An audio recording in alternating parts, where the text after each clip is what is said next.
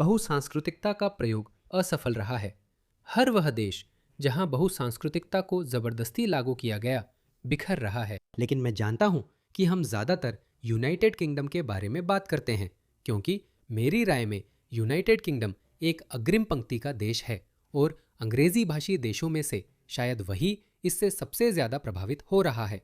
इसी वजह से हम इसके बारे में बात करते हैं। बाकी यूरोप भी उतना अच्छा नहीं कर रहा। जर्मनी, फ्रांस, ऑस्ट्रिया और नीदरलैंड्स जैसे देश भी ज़्यादा बेहतर स्थिति में नहीं हैं। तो इसे देखिए जर्मनी में क्या हो रहा है। जहाँ भी देखे लगता है आर्किटेक्ट्स एक जैसी प्लेबुक इस्तेमाल करते हैं। ये ऑस्ट्रेलिया में भी देखा गया है। हमने ये यूके में भी देखा है, जहाँ स्कूल गैर मुस्लिम बच्चों के साथ ऐसा करते हैं, जबकि मुस्लिम बच्चे ऐसा जवाब में नहीं करते। जर्मनी के कई स्कूलों में ईसाई छात्रों को जबरन इस्लामिक सेंटर्स और मस्जिदों में भेजा जा रहा है। इन दौरों में बच्चे मस्जिद में बैठकर मुस्लिम शिक्षकों से इस्लामी शिक्षाएं सीखते हैं। जर्मनी में मुस्लिम आबादी बढ़ने से ईसाई सांस्कृतिक पहचान कमजोर हो रही है और कई राज्यों में इस्लाम को स्कूल पाठ्यक्रम में शामिल किया गया है। सरकार और कुछ संगठन इसे सांस्कृतिक सद्भावना बताते हैं। असलियत यह है कि जर्मनी की ईसाई संस्कृति पर हमला हो रहा है। जो माता पिता इसका विरोध करते हैं उन्हें जुर्माना या कानूनी कार्रवाई का सामना करना पड़ता है। ये अमेरिकी अंग्रेजी में एक सीधी प्राकृतिक अनुवाद है, जिसमें मूल स्वर और अर्थ को बनाए रखा गया है। और वे ऑस्ट्रेलिया में ऐसा कर रहे हैं, वे अमेरिका में ऐसा कर रहे हैं, वे यूके में भी ऐसा कर रहे हैं। तो जर्मनी कोई अपवाद नहीं है, यही वजह है। इसे देखिए। मुझे यूट्यूबर कर्टकास्ट बहुत पसंद है, वो कमाल के हैं। वे उनकी तलाशी लेने की कोशिश करते हैं, उनके पास कुछ भी नहीं मिलता। मैं जो चाहूं वो फिल्मा सकता हूं। दोस्त, मैं जर्मनी में हूं, मैं अपने देश में जो चाहूं वो करूंगा। तुम मुझे नहीं बताओगे कि मैं क्या फिल्माऊं। मेरे देश में तुम मुझे फिल्माने से नहीं रोकोगे। मैं तुम्हारे पीछे आना चाहता हूं।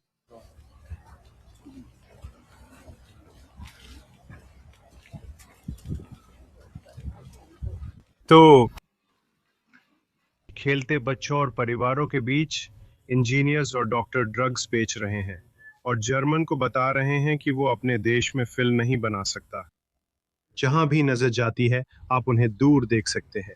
कुछ वहां बैठे हैं, कुछ यहां अपने बोंगो बोंगो सुन रहे हैं।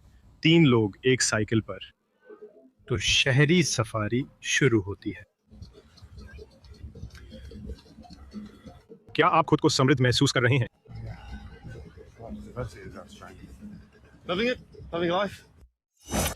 पश्चिमी पुरुषों ने अपनी जिम्मेदारी नहीं निभाई और अपने देशों को तीसरी दुनिया के प्रवासियों द्वारा आक्रमण करने दिया। यही पश्चिमी पुरुष है जिन्हें खड़े होकर संस्कृति बदलनी होगी और इन लोगों को उनसे डरना सिखाना होगा। हाँ, डर। इस वीडियो को देखिए। ये मशरूम, ये ब्रोकली। सिर वाला आदमी सोचता है कि वो इंग्लैंड में दबंगई दिखा सकता है। ये दूसरा शरण मांगने वाला जानता है कि अब माहौल बदल रहा है। वो जानता है कि देश का माहौल बदल रहा है। इसे देखिए, ये बहुत दिलचस्प क्लिप है और इससे हमें आने वाले समय की झलक मिलती है। मुझे लगता है हमें ये और करना चाहिए। तो यह आदमी कोशिश करता है, वह सामने आकर खड़ा हो जाता है। वह उस आदमी के सामने जाने की कोशिश करता है जो फिल्म बना रहा है, जिसकी आवाज से लगता है कि वह ब्रिटिश है। देखिए आगे क्या होता है।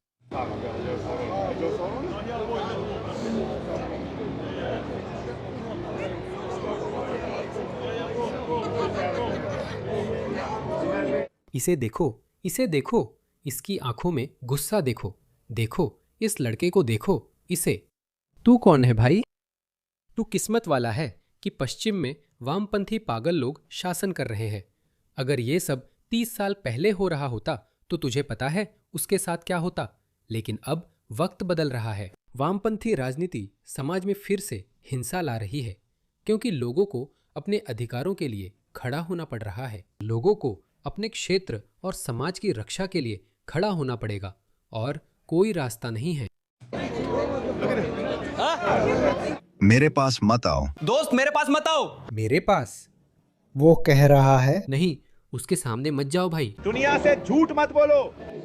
दुनिया से झूठ मत बोलो। वो पक्का अरबी बोल रहा है, मुझे समझ नहीं आ रहा कि वो क्या कह रहा है, लेकिन वो जरूर उसे समझाने की कोशिश कर रहा है। भाई इसमें मत पड़ो, हमें डिपोर्ट कर दिया जाएगा। ये मत शुरू करो भाई इसे बुरा मत मानना, मेरे पास बस पैसे हैं। उससे मत शुरू करो दोस्त, इसे वैसे ही रखो।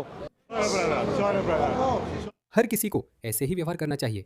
माफ करना, यही उन्हें करना चाहिए। सर झुका लो, माफी मांगो और आभारी रहो। आभारी रहो कि तुम्हारे सिर पर छत है, वो भी टैक्स देने वालों के पैसे से। बाहर निकलो, ये हर जगह होना चाहिए। चलो जर्मनी लौटते हैं। ये आदमी कहता है, मैं 3 साल से जर्मनी में हूँ और मुझे सबसे नफरत है। जर्मनी काफिरों का देश है। सबटाइटल्स पढ़ो। आप जर्मनी में कितने समय से हैं? 3 साल। क्या आप यहाँ सहज हैं? नहीं, आप कब से सहज हैं? क्यों, कब से सहज हैं? ये काफिरों का देश नहीं है। तो उसे पैसे मिल रहे हैं, उसे भत्ता मिल रहा है, उसे जर्मनी में रहने की अनुमति मिल गई। हालांकि वह अवैध रूप से आया था। जब पूछा गया, क्या तुम ठीक हो, वह बोला नहीं, क्योंकि जर्मनी काफिर देश है। इससे आपको क्या समझ आता है? इससे आपको यह समझ में आता है कि आप चाहे कुछ भी कर ले, चाहे आप अपने ही लोगों को कितना भी गुमराह कर ले, इन लोगों को समायोजित करने के लिए वे कभी भी आपको धन्यवाद नहीं कहेंगे। आप किसी भी देश में कैसे रहे? मुझे क्या लगता है दोस्त, उन्होंने हमारा स्वागत किया, लेकिन मुस्लिम देशों ने हमारा स्वागत नहीं किया। हाँ, काफिरों ने तो हमारा स्वागत तक नहीं किया। हमारा स्वागत नहीं हुआ। जर्मनों का स्वागत करें तो भी वे काफिर ही रहेंगे। क्या आपको इस बात पे यकीन है? हाँ, मुझे इस बात का पूरा यकीन है। भगवान की मर्जी से ऐसा मत कहो। हेलो, बस मतलब तेरा। शायद ये मुस्लिम समझता है। ये सोच कैसी है? इन इस्लामिस्टों की वजह से, एहसान फरामोश इस्लामिस्टों की वजह से, जो लोग बीच में हैं, जो शायद इतने दुश्मन नहीं हैं, उनका भी नुकसान होगा। और मुझे माफ़ करना, ये होने वाला है।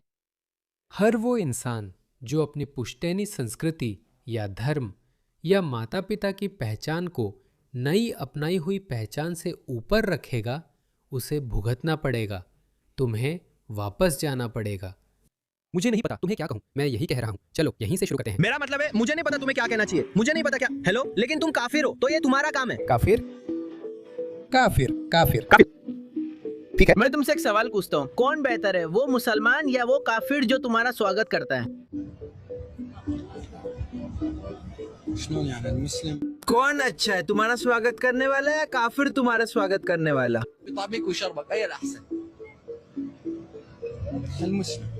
तुम इन लोगों से कैसे तर्क कर सकते हो? इन लोगों में से लाखों लोग यूरोप में आ चुके हैं। लाखों। साल 2000 में यूरोप में मुस्लिम आबादी 0.5 मिलियन थी। अब ये 20 मिलियन है। 20 मिलियन। ये जानबूझकर किया गया है। किसी ने ऐसा किया है। किसी ने ऐसा किया है। हाँ, भगवान की इच्छा। हाँ, भगवान की इच्छा से क्या हुआ? जर्मनी से एक वीडियो क्लिप में मिडल ईस्ट का व्यक्ति कहता है, ये काफिरों की जमीन है, इनका फर्ज है कि ये हमें अपनाएं। ये लोग हक जता रहे हैं और कह रहे हैं मुसलमानों का स्वागत करो क्योंकि वे श्रेष्ठ है। मुझे लगता है इन्हें याद दिलाना चाहिए। मैं हमेशा कहता हूं कि संस्कृतियों की श्रेणी होती है और मैंने पश्चिमी संस्कृति को कुछ अन्य संस्कृतियों के साथ सबसे ऊपर रखा है। मुझे जापानी और चीनी संस्कृति का बहुत सम्मान है। भले ही मैं सीसीपी का समर्थक नहीं हूं, पर उन्होंने जो बनाया है उसका सम्मान करता हूं। मेरे अनुसार श्रेष्ठ संस्कृति वही है जिससे अच्छे परिणाम निकलते हैं। संस्कृति के परिणाम ही उसकी श्रेष्ठता तय करते हैं। इसी कारण पश्चिमी, जापानी, दक्षिण कोरियाई और चीनी संस्कृति शीर्ष पर है। बाकी संस्कृतियां बाद में आती है। भारत बहुत तेजी से आगे बढ़ रहा है। भारतीय संस्कृति में उनका सम्मान करता हूं। दुर्भाग्यवश उनके पास सैन्य श्रेष्ठता नहीं थी, इसलिए बार बार आक्रमण हुए।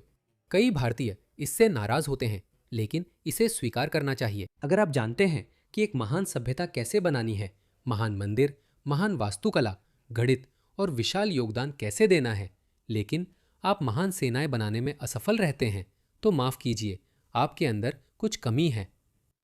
इसी कारण आधुनिक भारत अलग है।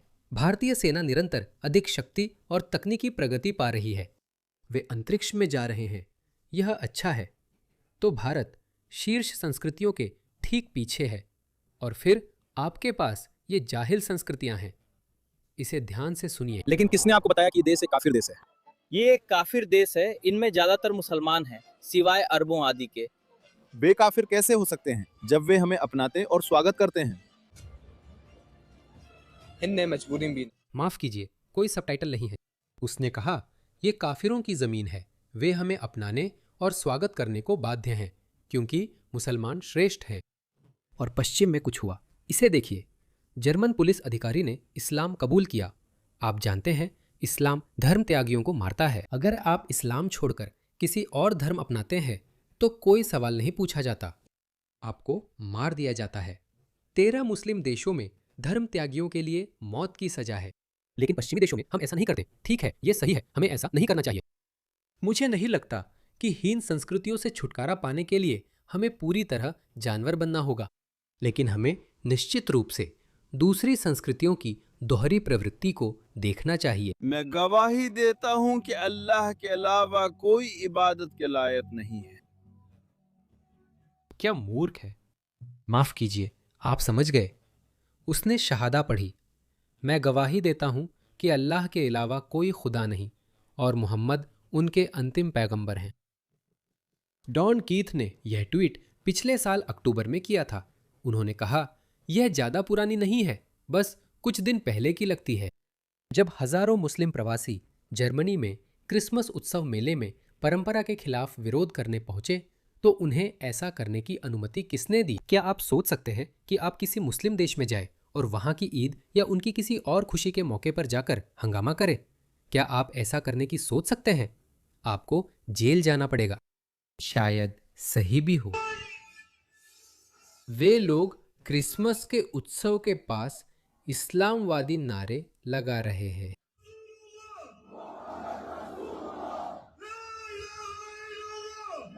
अगर मैं जिम्मेदार होता या अगर मैं कभी सत्ता के करीब होता, शायद इसी वजह से मुझे कभी सत्ता के करीब नहीं जाना चाहिए। मैं सेना उतार देता, सेना को कुत्तों, डंडों, रबर की गोलियों और पानी की बौछारों के साथ भेजता और उन्हें पकड़कर नाव में डाल देता, और मुझे फर्क नहीं पड़ता कि वे कहाँ जाते हैं। अगर उनका देश उन्हें वापस न ले तो मैं उन्हें किसी निर्जन द्वीप पर छोड़ दूंगा। यही मैं करूंगा, और आप देखना, ये सारा रोब एक पल में गायब हो जाएगी। लेकिन एक अच्छी खबर है, जर्मन अब जवाब दे रहे हैं, इसलिए AFD को ताकत मिल रही है। मैं DW टीवी सुनता हूँ और इनकी बातें सुनता हूँ, तो वहाँ की मुख्य धारा की राजनीतिक पार्टियाँ AFD से बहुत डरी हुई है, जिसकी अगुवाई एलेक्स वेडेल कर रही है, जो एक समलैंगिक महिला है और उनकी पार्टनर जर्मन मूल की नहीं है। फिर भी वे आपको अति दक्षिणपंथी कहते हैं, जबकि ये सिर्फ सांस्कृतिक आंदोलन है, ये नस्लीय आंदोलन नहीं है। पॉलिन हैंसन ने कहा, ऑस्ट्रेलिया एक सांस्कृतिक होना चाहिए। हम बहुनस्लीय, बहुजातीय, लेकिन एक सांस्कृतिक देश हैं। नस्लवाद के लिए कोई जगह नहीं है, जो इस आरोप को खारिज करता है कि इस तरह की मानसिकता हमें 20वीं सदी की भयावहता यानी कॉन्सेंट्रेशन कैंप्स तक ले जाएगी। रहने भी दो। अगर आपको अपमानित महसूस होता है तो ये आपकी समस्या है। हम गाली नहीं देते, अपमान करते हैं। लेकिन हमें अपमान करने, उनका मजाक उड़ाने में भी सक्षम होना चाहिए। हमें यह करने में सक्षम होना चाहिए। ठीक है, जाओ, जो करना है करो और कुछ करो। हमें कोई वजह दो कि हम तुम्हें पकड़कर देश से बाहर भेज दे, वो कभी नहीं देंगे। हम कभी भी किसी मुस्लिम देश में, यहाँ तक कि UAE या तुर्की जैसे दिखने में उदार मुस्लिम देशों में भी जाकर ऐसा व्यवहार नहीं कर सकते। पश्चिम उन्हें ऐसा व्यवहार करने की अनुमति क्यों देता है? क्यों? खैर, मेरा मानना है कि इन लोगों के लिए समय खत्म होता जा रहा है। ये ज्यादा देर तक नहीं चलेगा, अब ज्यादा समय नहीं बचा है। क्या हम इस्लाम की आलोचना नहीं करते? जर्मनी आने पर आपको ये सहना और स्वीकारना पड़ता है, चाहे पसंद हो या नहीं। अगर पसंद नहीं है तो देश छोड़ सकते हैं। हमें धर्मों की आलोचना की अनुमति है। बहुत सीधी बात है। अगर आपको ये पसंद नहीं है तो जर्मनी छोड़ दीजिए, यहाँ आपकी किसी को जरूरत नहीं है। दफा हो जाओ, दफा हो जाओ। ये अकड़ सिर्फ इसलिए है क्योंकि पश्चिम इसकी इजाजत दे रहा है। ये वीडियो देखिए, हमारे पास सबटाइटल्स हैं। दिन में 2 बार गालियां सुननी पड़ती है। ऐसे भयानक हालात हमारे यहाँ पहले से ही है। दिन में 2 बार गैंग रेप हो रहे हैं क्योंकि हमने सारे मुस्लिम शरणार्थियों को अंदर आने दिया है। हाँ, जो अपनी औरतों को बस ऐसे ही जानते हैं और फिर वे यहाँ आते हैं और सुंदर जर्मन महिलाओं को देखते हैं और खुद को काबू में नहीं रख पाते और उनका रेप कर देते हैं बड़ी संख्या में और ग्रुप में। हाँ, बीके के आंकड़े, तुम्हारा क्या कहना है? दिन में 2 बार गैंग रेप, तुम कुछ नहीं बोलोगे? एक वामपंथी हो, तुम्हें पसंद नहीं आएगा, है ना? मुद्दा ये है कि ये नस्लवादी हैं, बस यही। ये नस्लवादी है, इसे देखो, ये हमेशा एक जैसे क्यों दिखते हैं? ये नस्लवादी है। ये बताना नस्लवादी है कि जर्मन महिलाओं के साथ बड़े पैमाने पर सामूहिक बलात्कार हो रहा है। ये बताना नस्लवादी है। सरल, ठंडे, वस्तुनिष्ठ तथ्य, इसे बताना नस्लवादी है। मुझे नहीं पता कि ये लोग थक क्यों रहे हैं। जैसा कि मैंने कहा, हर जगह दक्षिणपंथी पार्टियां तेजी से बढ़ रही हैं। नस्लवादी, ये जरूरी है। हमें लोगों को देश से बाहर करना होगा क्योंकि हमारे पास कई अवैध लोग हैं। This is notwendig. हमारे पास कितने अवैध लोग हैं? आधिकारिक आंकड़ों के अनुसार लाखों, कोई बहाना नहीं, ये आधिकारिक आंकड़े हैं। हाँ। तुम लोग कम्युनिस्ट जैसे लग रहे हो। कम्युनिस्ट? तुम्हें जरूरत है। हमारे पास लाखों अवैध लोग हैं जो इस देश में नहीं होने चाहिए और मेरी राय में हमारे देश में करोड़ों लोग हैं जिन्हें यहाँ नहीं होना चाहिए। हाँ, इसका नस्लवाद से कोई लेना देना नहीं है। सुलेमान अताई को देश छोड़ना था। रूबेन लाउर को अपनी जान से हाथ धोना पड़ा क्योंकि उस अफगानी को देश से नहीं निकाला गया। हमारे देश में लाखों लोग हैं जो देश छोड़ने के लिए बाध्य है। अगर आपको शक है तो मैं जर्मनी के आधिकारिक आंकड़े दिखाता हूँ। जैसे हमारे यूके में ग्रूमिंग गैंग की समस्या है, वैसे ही जर्मनी में, क्योंकि वहाँ उत्तर अफ्रीकियों से ज़्यादा अफगान हैं, वहाँ एक अलग समस्या है जो है गैंग रेप्स। इसे देखिए, ये जर्मन सरकार के आधिकारिक आंकड़े हैं। बुंडेस जो भी है, बीकेटी, जैसा उन्होंने कहा, जर्मनी में गैंग रेप्स के 67% आरोपी विदेशी हैं, जबकि उनकी आबादी सिर्फ 12% है। देखिए, जर्मन लोग जर्मनी की कुल आबादी का 88% है, लेकिन गैंग रेप्स में उनकी हिस्सेदारी सिर्फ 33% है। यह एक सांस्कृतिक समस्या है, एक आयातित सांस्कृतिक समस्या। विदेशी लोग जर्मनी की आबादी का 12% हैं। वे गैंग रेप्स में 67% हिस्सेदारी रखते हैं और जब आप और गहराई से देखते हैं तो आपको ये मिलता है। अफगान और अफ्रीकी लोग गैंग रेप्स में 34% शामिल है, जबकि आबादी में उनका हिस्सा सिर्फ 1% है। 12% वही है जो हमने देखा, 66% या जो भी हो।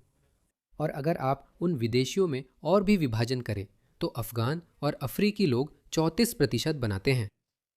उन्होंने कहा, ये लोग बुर्के में महिलाओं के आदी हैं।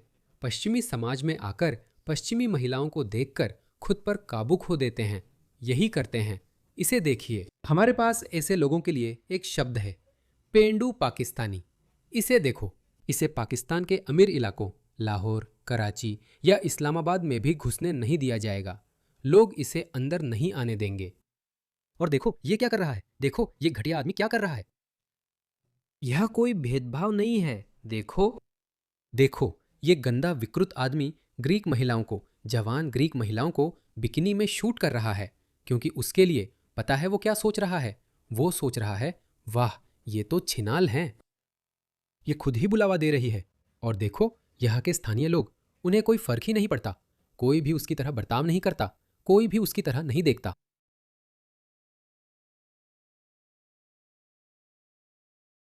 पश्चिमी राजनेता पश्चिमी महिलाओं के सामूहिक यौन शोषण में शामिल हैं। आप जहां भी देखो, हर जगह यही हाल है। सब्र की भी सीमा होती है। अब सब्र जवाब दे रहा है।